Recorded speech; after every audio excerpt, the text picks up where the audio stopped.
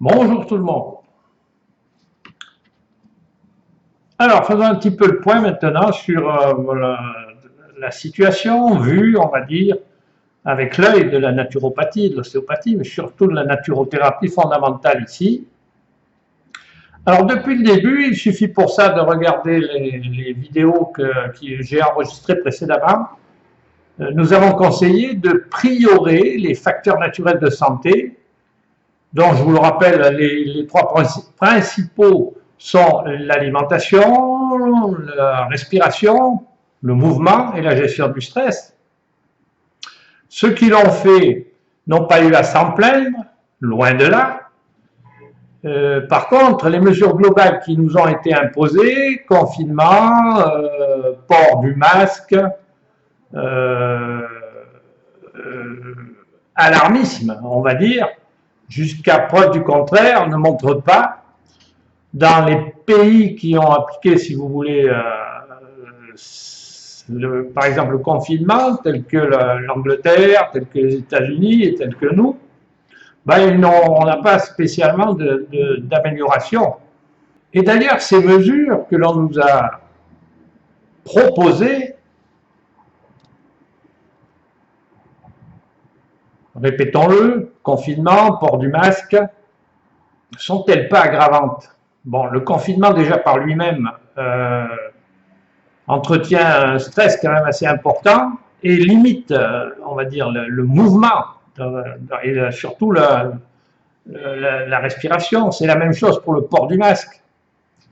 Le port du masque entraîne déjà une sous-oxygénation, il entraîne aussi des problèmes d'oxygène dans le sang, donc avec une quantité plus importante de gaz carbonique.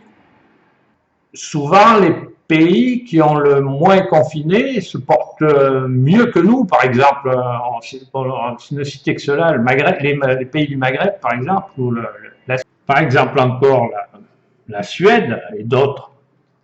Et qui nous dit encore que les vaccinations sont sans danger?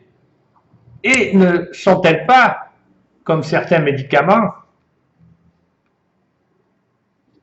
mutagènes? Donc, les facteurs régissant la santé devraient être priorés. On parle souvent d'Hippocrate, même encore actuellement. Mais sait-on, par exemple, qu'Hippocrate était un hygiéniste? Quand on venait le voir, en fait, il cherchait à harmoniser son sujet avec son environnement, avec son biotope, avec son milieu de vie. C'est ce que devraient faire, en fait, les naturopathes et peut-être même d'autres praticiens de santé. Pour retrouver la santé, donc ces facteurs sont vraiment incontournables. Et durant ces mesures sanitaires, est-ce qu'il en a été question? Ben, franchement, non. Et les mesures qui ont été prises ne risquent-elles pas de provoquer une accentuation des troubles de santé? Je suis personnellement tenté de le croire. J'inclurai là-dedans en plus les vaccinations en troupeau, avec des vaccins dont on connaît mal les effets, sur lesquels nous n'avons peu de recul et qui nous dit que, comme je vous l'ai déjà dit, que ces vaccins ne sont pas mutagènes. Quels vont être les résultats de tout ça à court, moyen et long terme? Alors vous me direz quelles sont les solutions? Ben, je me répète, priorer les facteurs de santé, par exemple limiter le port du masque à minima, avec des masques surtout non toxiques, car nombre de masques contiennent des particules artificielles, ce qu'on appelle des COV, tels que le toluène, les formaldéhyde, etc. Et ces particules, en fait, sont cancérigènes.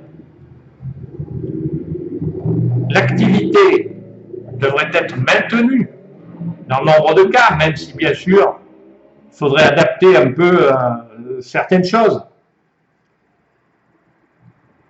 S'oxygéner est très important. limiter le stress au maximum, évidemment, et éviter l'alarmisme comme on a fait depuis le début de cette épidémie. À cause de la peur, qui, on le sait depuis longtemps, nous, les naturaux, et bien, tout le monde maintenant commence à le savoir, la peur peut tuer jusqu'à 20% des gens en plus.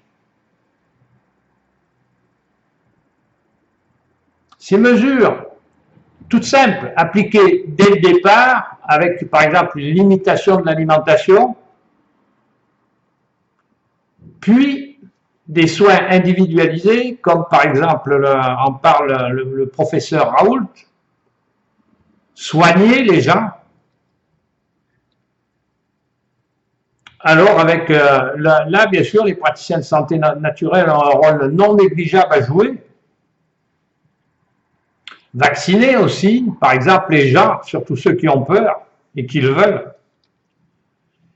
Et en prenant ces mesures, en l'individualisant, ben, il va de soi que, ce qui est le rôle quand même de la médecine, l'impact, à notre avis, de cette épidémie serait considérablement diminué. Et ça, nous en sommes convaincus. Les gens qui appliquent ces principes dans ma patientèle, en ostéopathie, en naturothérapie, sont peu malades, ou même pas du tout. Il faut donc laisser les médecins prescrire les médicaments appropriés, qui sont actuellement interdits, on se demande pourquoi, en rechercher d'autres qui peuvent aider, tels que, pour moi, les huiles essentielles, les vitamines naturelles, bien sûr, A, C, D, les plantes. Redonner toute sa place aussi également à des mesures toutes simples comme le jeûne bref, qui est d'une efficacité irremplaçable. Utiliser intelligemment la fièvre, qui est le meilleur remède, et ça depuis longtemps. Certaines lois de la nature sont pour nous incontournables. Par exemple, ce n'est que maintenant qu'on parle de la respiration et de l'oxygénation à la télévision. À croire que personne ne savait que respirer était primordial. Nous ne pouvons rester que quelques minutes sans respirer.